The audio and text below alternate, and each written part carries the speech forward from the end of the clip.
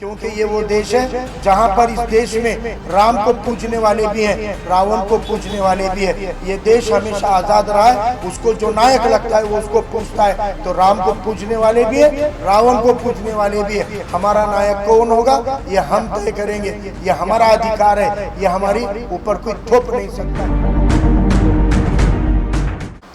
माझं नाव फारूक अहमद, मी वंचित बहुजन आघाडीचा महाराष्ट्राचा प्रवक्ता आहे तथा स्टार कॅम्पेनर आहे। साऊथ सेंटर लोकसभा मतदारसंघामध्ये वंचित बहुजन आघाडीचे अधिकृत उमेदवार अबुल हसन खान यांच्या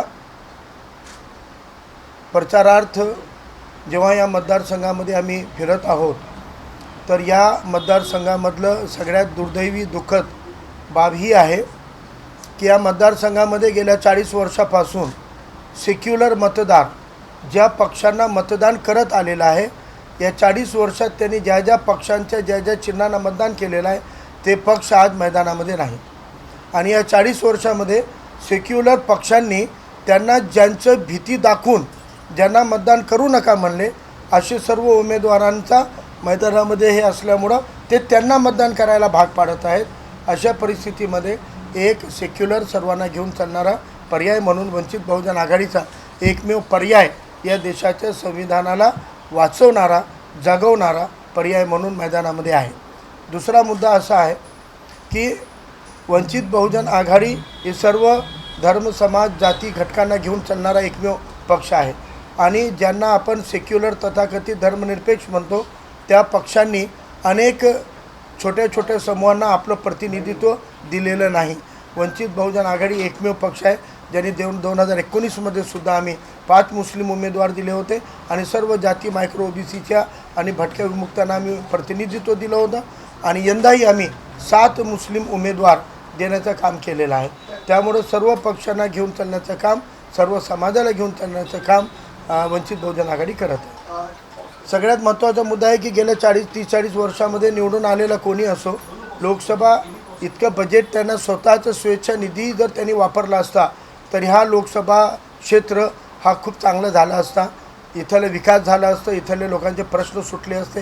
कोणतीही दवाखाने हॉस्पिटलच्या केंद्राच्या कोट्यवधी रुपयाच्या सामाजिक न्यायाच्या योजना असतात, परंतु एकही दवाखाना आणण्याचं काम, शाळा, चांगल्या दर्जेदार संस्था, ITI सारखे टेक्निकल एज्युकेशनच्या संस्था या केंद्र सरकारच्या मोठमोठ्या योजना असताना कोणतीही योजना गेल्या 15-20 वर्षामध्ये कोणत्याही खासदारांना राबवलेले नाहीत, तर ते फक्त टक्केवारीवर निधीचं घोटाळा करायचं, गुत्तेदाऱ्या करायचे आणि कमिशन खाण्याचे धंदे यापूर्वी केलेले आहेत। त्यामुळे आज गल्लीबोळामध्ये जाताना हलाखीची लोकांचं जीवन आम्ही बघतोय। इथं आम्ही भारतनगरला गेलो होतो, दरड कोसळून इतकी मोठी घटना घडू नये, आज 65 घरं धोक्याच्या खाली आहेत, परंतु तिथं जाऊन बघायला कोणता खासदार आमदार तयार नाही आहे। वंचित बहुजन आघाडीचे कार्यकर्ते प्रशासनाचा पाठपुरावा करत आहेत। असे अनेक प्रश्न मतदारसंघामध्ये फिरत असताना आढळून आले की जे लोकांच्या जगण्या मरण्याशी संबंधित आहे। बघा की काही दिवसांपासून, काही महिन्यांपासून आपण जे राजकीय वर्तुळामध्ये झालेली घडामोड पाहत आहे, उलथापालथ झालेली ती पाहत आहोत आणि त्यातूनच जे मतदार आहेत, जी जनता आहे, जी जनता यांना आजपर्यंत निवडून देत आहे ती जनतेला या लोकांनी स्वतः संभ्रमामध्ये टाकलेलं आहे। कारण आज कोणीही स्वतः समाजासाठी किंवा जनतेसाठी एका पक्षातून दुसऱ्या पक्षामध्ये जात नाही, ते स्वतःचं घर वाचवण्यासाठी जात आहेत, ईडीपासून संरक्षण करण्यासाठी जात आहेत आणि लोकांना असं सांगतायत की आम्ही समाजासाठी जात आहोत। अशा सगळ्या गोष्टीतून लोक आणि मतदार हे संभ्रमात आहेत। त्याच्यामुळे आपण जर लोकांची जर बाईट घेतली किंवा लोकांना जर विचारलं प्रामाणिकपणे मीडियाने, तर लोक तिसरा पर्याय शोधत आहे आणि वंचित बहुजन आघाडी तिसरा पर्याय हा भक्कमपणे म्हणून उभी राहत आहे। बघा, काल पण मी हेच बोललो, फसवेगिरीचं दुसरं नाव विकास आहे आणि विकासचा मुद्दा जर फक्त आणि फक्त धर्म असेल, देवळं असतील, धर्माचं राजकारण असेल, विध्वंसाचं राजकारण असेल, मुस्लिम विरोधी राजकारण असेल तर तो विकास नाही म्हणता येणार। विकास कशाला म्हणता येईल? यांनी जर यांच्या 10 वर्षाच्या कालावधीत मोठे कॉलेजेस ओपन केले असतील, शासकीय यंत्रणा उभ्या केल्या असतील किंवा मेडिकल कॉलेजेस किंवा हॉस्पिटल्स उभे केले असतील, याला आपण विकास म्हणू शकतो. एम्प्लॉयमेंट जनरेट केला असेल तर आपण विकास म्हणू शकतो. मंदिरं बांधून, देवळं बांधून किंवा धर्माच्या नावाखाली बोलून एखाद्या प्रवक्त्याला मोहम्मद पैगंबर यांच्या नावावरती कमेंट करायला सांगणं, हे सगळं धर्मविरोधी राजकारण आणि हे उद्याच्या भविष्यासाठी म्हणजे भारताच्या राजकीय वर्तुळासाठी हे घातक ठरणार आहे. बघा, आपण फक्त रेल्वे लगत असलेल्या झोपडपट्टीचा विषय घेतला. पूर्वमुक्त महामार्ग हा जो झालेला आहे त्याच्यामध्ये 7,500 झोपड्या विस्थापित झाल्या. MMRDAच्या नावाखाली मुंबईमध्ये अनेक ठिकाणी रिडेव्हलपमेंट म्हणजे पुनर्वसन केलं गेलेलं आहे लोकांचं. त्या लोकांच्या बिल्डिंग्स जर आपण जाऊन पाहिल्या ते निष्क्रिय दर्जाचे ते बांधकाम आहे. मी सुद्धा त्या एक गोष्टीचा पीडित आहे. पूर्वमुक्त महामार्गामध्ये माझ्या घरात जर तुम्ही येऊन पाहिलं तर माझ्या घराच्या किंवा बिल्डिंगमधले स्लॅब पडण्याचे प्रकार हे होत आहेत. लोकांना त्याच्यामध्ये इजा होत आहेत. हे 10 वर्षामध्ये खासदाराचा फॉलोअप केल्याच्या नंतरही या सगळ्या गोष्टी झाल्या नाही. पण आज आपण जर पांजरापोळमध्ये आला आणि पाहिलं तर निवडणुकीच्या तोंडावरती असं दाखवलं जातं आहे की आम्ही ह्या बिल्डिंगचं स्ट्रक्चर मेंटेनन्स करून देत आहोत. पण MMRDAकडे पाठपुरावा केल्याच्या नंतर कोणत्याही पद्धतीचा फंड तिथे आलेला नाही आहे. म्हणजे खिशातून किंवा कुठून तरी बिल्डरकडून आणून हे सगळं आचारसंहितेचा भंग करून लोकांचं मतदान मिळवण्यासाठी ह्या सगळ्या गोष्टी करत आहेत. मला असं वाटतं की मीडियाच्या माध्यमातून आपण हा आवाज उठवायला पाहिजे की मुंबईमध्ये सगळीकडे डेव्हलपमेंटच्या नावाखाली अख्खी मुंबई खोदून ठेवलेली आहे. गरिबांना तिथून विस्थापित केलं जात आहे. आपण मीडियाने हा आवाज उठवला पाहिजे. हाच जर विकास असेल, गरिबांचं जर मरण करायचं असेल, गरिबांचं विस्थापित करून त्यांचं मरण करायचं असेल, ह्याचं नाव जर विकास असेल तर आपण हे कुठंतरी आवाज वाढून थांबवायला पाहिजे. बदल घडेल का? हे सगळी गाथा तुमच्याकडूनच ऐकायला मिळते. तुम्ही जेवढे प्रश्न मांडलेले आहेत म्हणजे पत्रकारांना माहीत आहे की इथं समस्या काय आहेत, पण निवडून आलेल्या आमदार खासदारांना माहीत नाही आहे. या पद्धतीनं त्या सगळ्या मुद्द्यांवर आमचे मुंबई प्रदेशचे पदाधिकारी सतीश राजगुरू यांनी मांडलं की पक्षानं काय भूमिका घेतली आणि कुठं कुठं मी हस्तक्षेप केला. हे गेल्या 40 वर्षाच्या राजकारणाची मी सुरुवातच केलेली आहे की मुस्लिम समाजाला भीती घालून सेक्युलरिझमच्या नावानं मत घेणारे पक्ष आज मैदानात कुठत नाही. आणि त्यांनी 40 वर्षामध्ये मुसलमानांचं प्रतिनिधित्व सामाजिक आर्थिक स्तरावर मागासले पण या पलीकडं काही दिलं नाही हे त्यांच्याच रिपोर्टमध्ये आलेलं आहे. त्यामुळं गेल्या 25 वर्षामध्ये महाराष्ट्रातून एकही मुस्लिम प्रतिनिधी काँग्रेस NCP निवडून आणू शकेल नव्हती. ती निवडून आणण्याचं काम आदरणीय प्रकाश आंबेडकर साहेबांनी 19मध्ये जे औरंगाबादमधून केलेलं होतं तोच प्रयोग साऊथ सेंट्रलमधून यंदा आम्ही 100% मुस्लिम खासदार साऊथ सेंट्रलच्या निवडून आणणार आहोत आणि त्यासाठी पूर्ण सक्षम पद्धतीनं तैयारी आमची सुरू है. मजबूत कैंडिडेचर देने का काम किया गया अबुल हसन खान. हम ये देखते हैं कि साउथ सेंट्रल लोकसभा क्षेत्र जो है ये पिछले 40 सालों से सबसे ज़्यादा माइनॉरिटी और पिछड़े मतदाताओं का मतदार संघ रहने के बावजूद इसके ऊपर राजनीति तो बहुत की गई लेकिन यहाँ पर न्याय देने का काम नहीं हुआ. 1971 में एक माइनॉरिटी कम्युनिटी से बिलोंग करने वाले अब्दुल कादर सालेबॉय इस निर्वाचन क्षेत्र से खासदार बने हुए हैं और 2 चुनाव पहले प्रिंसिपल सोहेल लोखंडवाला 100-125 वोटों से यहाँ हारे हुए हैं. यहाँ पर इतनी बड़ी संख्या में माइनॉरिटी मुस्लिम्स और अम्बेडकरवादी समाज रहते हुए कभी भी किसी भी सेक्युलर पार्टी ने उनको चुनकर लाने के लिए जोर नहीं लगाया. ठीक उसी तरह जैसे औरंगाबाद के अंदर 25 सालों से कांग्रेस NCP मिलकर वहाँ पर खुद की सीट और किसी मुस्लिम को चुनवा कर नहीं ला पाई थी. वही काम आज अली जनाब प्रकाश अंबेडकर साहब के नेतृत्व में वंचित बहुजन आघाड़ी ने इस साउथ सेंट्रल मतदार संघ में निर्वाचन क्षेत्र में बीड़ा उठाया है कि अबुल हसन खान को इंशाल्लाह हम 2024 का मेंबर ऑफ पार्लियामेंट यहाँ से बनाने जा रहे हैं. आपने देखा कि यहाँ पर पिछली बारी में सेना भाजपा एक साथ लड़कर 4,06,000 पर सीट निकली हुई है और अब आप देखते हैं कि जो सेक्युलर पार्टी के लोगों ने आपको आज तक सेना भाजपा से डरा कर वोट लिया है, आज वो एक भी सेक्युलर पार्टी मैदान में नहीं है. आपके सामने विकल्प बुरा और बहुत बुरा ही है. इसलिए आज एक विकल्प देने का काम वंचित बहुजन आघाड़ी ने यहाँ पर किया हुआ है और हम जानते हैं कि इस बार 100% वंचित बहुजन आघाड़ी के जो उम्मीदवार है अबुल हसन खान इस साउथ सेंट्रल से चुनकर आ रहे हैं. 40 सालों में हमने जिनको वोट दिए वो आज विकल्प के तौर पे सामने नहीं है, लेकिन अब हम एक ऐसा विकल्प खड़ा करेंगे कि इंशाल्लाह आने वाले 40 सालों तक हमारा यह विकल्प यहाँ निर्वाचन क्षेत्र के काम आएगा. चाहते हैं कि मैं मुसलमानों की आवाज़ हूँ?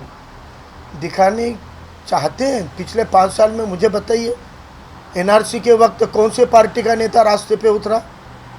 कौन से पार्टी का नेता रास्ते पे उतरा महाराष्ट्र की राजनीति में? आप बताइए मुझे।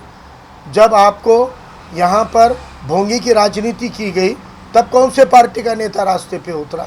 जब नबी करीम सल्लल्लाहु अलैहि वसल्लम की बेहुरमती हो रही थी तब चुनकर आए वाले 70 साल से वोट लिए हुए किसी भी पार्टी के, किसी भी धर्म के नेता ने उपाय नहीं निकाला। पैगंबर बिल का प्रपोजल बनाकर अंबेडकर साहब ने उपाय निकाला। जब औरंगजेब टीपू सुल्तान के स्टेटस को लेके दंगे और फसादात हो रहे थे उस वक्त में किसने आवाज़ उठाई? किसने औरंगजेब के मज़ार पे जाके उस मामले को रफा दफा करते हुए ये कहने की जुर्रत दिखाई कि मैं यहाँ पर आया हूँ, अब मुझ पर गुनाह दाखिल करके दिखाओ? नहीं तो पुलिस स्टेशन में सर्रास तौर पे हम देख रहे हैं कि मामले दर्ज हो रहे थे। जब भी कोई भी मुसीबत आई है हर बार वो उठे हैं। और साहब आपकी जानकारी लीजिए, हमने गठबंधन नहीं तोड़ा है। उस गठबंधन का लाभ अगर किसी को मिला, फ़ायदा किसी को मिला तो वो मजलिस को मिला था वंचित बहुजन आघाड़ी की बदौलत। और वो फ़ायदा लेने के बाद इम्तियाज़ जलील खुद लेटर निकाल कर वो आघाड़ी के बाहर हो गए। उन्होंने सब्र से काम नहीं लिया, उन्होंने अपना सियासी ज़र्फ नहीं दिखाया, उसका नुकसान हुआ। अब हमने ये तय किया कि खुद वंचित की बहुत बड़ी लीडरशिप, आप देख रहे हैं कि मुंबई प्रदेश का अध्यक्ष यहाँ पर हमने मुस्लिम को दिया है। महाराष्ट्र कमेटी के अंदर कई मुस्लिम चेहरे हैं। महाराष्ट्र के कई ज़िलों पर हम माइनॉरिटी सेल में नहीं डालते हैं, हम फादर बॉडी पेरेंट बॉडी में अहम जिम्मेदारी पे देते हैं। इसलिए हमें लगता है कि वंचित बहुजन आघाड़ी मुसलमानों के लिए एक बेहतर विकल्प है। सर, वीबीए से गठबंधन टूटने के बावजूद अकोला से एमआईएम ने आप लोगों को समर्थन किया, इसके बावजूद आपने औरंगाबाद से हमने मांगा नहीं था,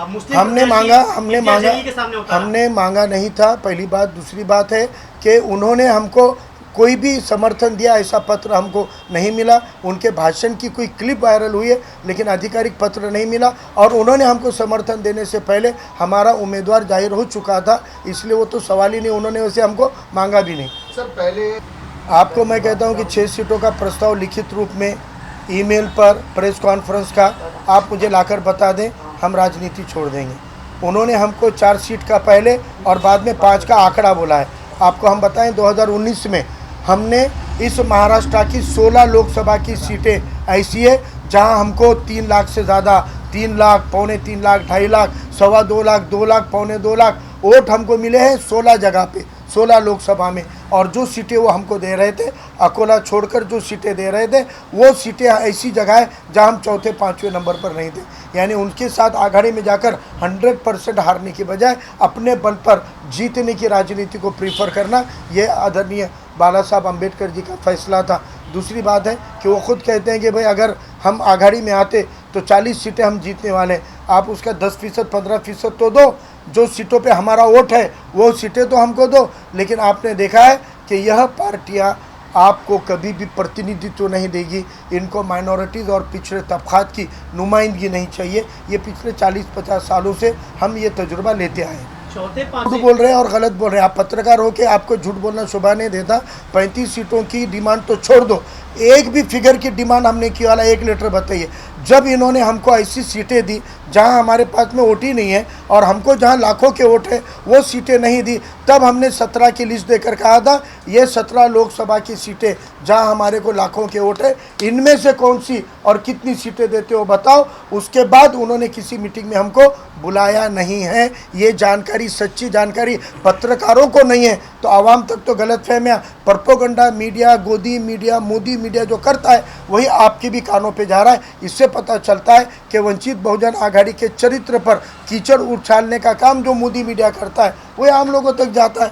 आप तक ही अगर सही जानकारी नहीं है पत्रकारों तक, तो आम लोगों तक क्या जानकारी होगी। मुस्लिम समाज से पूछना चाहता हूँ कि आज़ादी के पहले 8 से 10 बार मुसलमान को ऑल इंडिया कांग्रेस कमेटी का सदर बनाने वाली कांग्रेस ने आज़ादी के 77 साल में आज तक ना तो देश के कांग्रेस संगठन का अध्यक्ष बनाया, ना महाराष्ट्र के कांग्रेस संगठन का अध्यक्ष बनाया। जो अपनी जमात, अपने पार्टी का अध्यक्ष पद आपको नहीं दे सकती है, वो आपको प्रतिनिधित्व नहीं देगी। इन 40 साल में आपने सेक्युलरिज्म को बचाने के लिए वोट किया। 40 साल पहले 400 से ज़्यादा सीट वाली कांग्रेस 40 पर सिमट गई और 40 साल पहले 2 सीट वाली कम्युनल फिरका परस्त बीजेपी 300 पार होकर अब 400 पार का दम भरी है। 40 साल से आपके वोट डालने की जो पॉलिसी रही है, जो तजुर्बे रहे, वो नाकाम हुए हैं। आपको अब पॉलिटिकल विकल्प को बदलना पड़ेगा, क्योंकि आप सेक्युलर बोलकर जिस कांग्रेस को वोट देते हैं, आपने पिछली बार एकनाथ गायकवाड़ को 2,78,000 जो वोट दिए थे वो 99% वोट मुसलमानों के थे। दिगर कोई तबका इस पार्टी को वोट नहीं देता है। सेक्युलरिज्म के नाम से आपने कांग्रेस को एक मुस्लिम लीग बना दिया है। दिगर तबकों के साथ गए बिना हम फ़िरका परस्तों को हरा नहीं सकते। ये आपको गोल्डन चांस मिला हुआ है। यहाँ फ़िरका परस्त ताकतें तकसीम होने वाली है और इनकी तकसीम में, इनके डिवीज़न में आपको गोल्डन चांस मिला है अपनी नुमाइंदगी को चुन कर लाने का। और मैं पूरे दावे के साथ कहता हूँ, इंशाल्लाह 2024 का साउथ सेंटर का MP अबुल हसन खान वंचित बहुजन आघाड़ी से चुनकर आए। देखिए, हमने पिछले साल भी 5 लोकसभा के कैंडिडेट दिए थे, इस साल भी हमने 6-7 दिए हैं। इस साल हमारे 2 कैंडिडेट बढ़ने के पीछे की वजह यह है कि जब कोई भी पार्टी महायुति हो कि महाविकास आघाड़ी हो, आज सेक्युलर के अपने आप को सेक्युलर है प्रोजेक्ट करने वाली उद्धव जी की शिवसेना से मैं पूछना चाहता हूं कि जिन बाला साहब ठाकरे को लोग कम्युनल नज़र से देखते थे, उनको तो भी एक साबिर शेख मिल गया था उम्मीदवारी देने के लिए। क्या उद्धव साहब को एक भी साबिर शेख नहीं मिला है पूरे महाराष्ट्र में जहां पर वो एक कैंडिडेट दे पाए? क्या फिर कांग्रेस और NCP को एक भी मुसलमान इस काबिल नहीं लगता है कि वो महाराष्ट्र में लोकसभा की उम्मीदवारी चुनाव लड़ सके या वो चुनकर आकर पार्लियामेंट में नुमाइंदगी कर सके? अरे ये तो छोड़ दो, महाराष्ट्र से जब राज्यसभा पे मेंबर देना था तब उनको महाराष्ट्र में एक लायक आदमी नहीं मिला, एक काबिल मुसलमान नहीं मिला, तो उन्होंने यूपी के इमरान प्रतापगढ़ी को महाराष्ट्र से नुमाइंदगी देने का काम किया। ये कांग्रेस NCP की हकीकत को जान लीजिए, ये आपकी नुमाइंदगी बढ़ाने नहीं उसको डुबाने के लिए आई हुई जमात है। वंचित बहुजन आघाड़ी ने 19 में महाराष्ट्र में 25 साल 40 साल से सिवाय अंतुले साहब के एक भी मेंबर ऑफ पार्लियामेंट उस पार्लियामेंट में चुनकर नहीं गया जिस पार्लियामेंट में आपके शरीयत के कानून बनते हैं, आपके 3 तलाक के 370 के जैसे काले कानून NRC CA के जैसे बनते। उस पार्लियामेंट में 2 करोड़ महाराष्ट्र के मुसलमानों का एक भी नुमाइंदा नहीं था। 19 में भी प्रकाश अम्बेडकर साहब की वजह से गया और इंशाल्लाह 24 में भी प्रकाश अम्बेडकर साहब के साथ ही पार्लियामेंट में वंचित ही मुस्लिम MPs को भेजेगी। हमारे पास में अपना खुद का 2 लाख से ज़्यादा वोट है।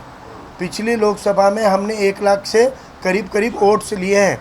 अब आप मुझे बताइए, इस बार हम जो फोकस, क्योंकि तब हम नए थे, 6 महीने की पार्टी ने 1-1 लाख और 3-3 लाख तक वोट लिए थे। इन 5 सालों में रास्तों पे उतरने का, सब समाज घटकों को जोड़ने का काम हमने किया। हमारे पास मुस्लिम वोट छोड़कर 2 लाख से ज़्यादा वोट है बॉम्बे के हर लोकसभा के अंदर। सभी वंचित बहुजन तबकों का 2-2.5 लाख वोट का बेस हमारा है। हम वोट नहीं काटेंगे, उल्टा मुसलमान हमको वोट देंगे तो ही आएंगे। मुझे बताओ, 2,78,000 वोट मिले कांग्रेस के कैंडिडेट को साउथ सेंटर के, तो मुसलमानों का पिछले साल 3 लाख वोट हुआ था EVM में। फिर अकेले कांग्रेस को 3.25 लाख वोट, 2,78,000, तो मुसलमानों के अलावा कौन से बूथ पर वोट है? आप बूथ लिस्ट निकाल कर चेक कीजिए। वोट काटने का काम कांग्रेस कर रही थी, वोटों का बेस वंचित, और उसको अगर मुस्लिम वोट जुड़ता है, दिगर संविधान प्रेमी जुड़ता है तो कामयाबी मिलती है। ये हम दावे के साथ आपको कहना चाहते हैं। मुसलमान कभी भी बटकर वोट नहीं करा है। मुसलमानों ने ख़ास तौर से सेंटर में, मैं ये दावे के साथ कहता हूँ, इन 40 सालों में कांग्रेस नाम की सेक्युलर जमात को अपना जितना वोट होता है वो 90% करता आया है, क्योंकि वो सेक्युलरिज्म को बचाने की लड़ाई समझकर लड़ रहा था। लेकिन हम बीजेपी को हराने के बजाय कांग्रेस को जिंदा करने की झूठी जिद में अड़क गए, इसीलिए हम बीजेपी को भी हरा नहीं पाए और कांग्रेस को भी जिंदा नहीं कर पाए। इसलिए मुझे लगता है कि मुसलमान गलत विकल्प के ऊपर, गलत ऑप्शन के ऊपर वोट दे रहे थे। उनको एक सही मुतबादिल चाहिए था और वो 2019 में अवेलेबल हुआ। एक जगह मुसलमानों ने वंचित को वोट दिया तो वहाँ MP चुनकर आ गया। दिगर जगह देते, आप आंकड़े निकाल कर अभी कैलकुलेट करो, 2019 के वंचित के वोटों में उस लोकसभा के मुसलमानों के आंकड़े मिला दो, आपको कामयाबी दिखेगी, आपको जीत दिखेगी। लेकिन जो 19 में नहीं हुआ, इंशाल्लाह वो 24 में ज़रूर होगा, ये मुझे पूरा यकीन है। उर्दू घर नाम का कंसेप्ट लाया गया था, उसके 1-2 मॉडल बनाने का कहा गया था 2 साल में, लेकिन उसको बनाने में उनको लगे 10-12 साल। फिर भी वो भी अभी पूरी तरह एक्टिवेटेड नहीं है। चाहे बौद्ध समाज का रहे, माइनॉरिटी समाज का रहे, या छोटी छोटी जो हमारी OBC जातियाँ बलुतेदार रहे। अजी जिवाजी महाले होता जीवा म्हणून वाचला शिवा, ये पूरा डायलॉग फेमस है। जिवाजी महाले के नाम के स्मारक कहाँ बनाए, कितने बनाए उन्होंने? उनको हमारे बहुजनों के नायक नहीं चलते हैं, क्योंकि उनको खलनायकों को नायक करना है। जो माफ़ी वीर थे वो उनको स्वतंत्र वीर नज़र आते हैं, और जो स्वतंत्र वीर थे उनको भुलाने की राजनीति ये कम्युनल पॉलिटिक्स करती है। इसलिए मुझे लगता है कि लोगों को अपने नायकों को ज़िंदा करना पड़ेगा। इस देश के अंदर नायक थोपे जा रहे हैं, आपको किसी थोपे हुए नायक के लिए नहीं, तो आपको अपने नायक के ऊपर अभिमान करना होगा, क्योंकि ये वो देश है जहाँ पर इस देश में राम को पूजने वाले भी हैं, रावण को पूजने वाले भी हैं। ये देश हमेशा आज़ाद रहा है, उसको जो नायक लगता है वो उसको पूजता है। तो राम को पूजने वाले भी हैं, रावण को पूजने वाले भी हैं। हमारा नायक कौन होगा ये हम तय करेंगे, ये हमारा अधिकार है, ये हमारी ऊपर कोई थोप नहीं सकता है। इसलिए मुझे लगता है कि अपने महामानवों के लिए हमको अपने प्रतिनिधि चुनकर लाकर सत्ता की तिजोरी अपने हाथ में लेकर अपने कल्याण की योजनाओं को अमल में लाना होगा, क्योंकि ये वो देश है जहाँ पर इस देश में राम को पूजने वाले भी हैं, रावण को पूजने वाले भी हैं। ये देश हमेशा आज़ाद रहा है, उसको जो नायक लगता है वो उसको पूजता है। तो राम को पूजने वाले भी हैं, रावण को पूजने वाले भी हैं। हमारा नायक कौन होगा ये हम तय करेंगे, ये हमारा अधिकार है, ये हमारी ऊपर कोई थोप नहीं सकता। CEN न्यूज, देश प्रदेश की ताजा तरीन खबरों के लिए CEN न्यूज को सब्सक्राइब करें और रहें पल पल की खबर से हर पल बाखबर।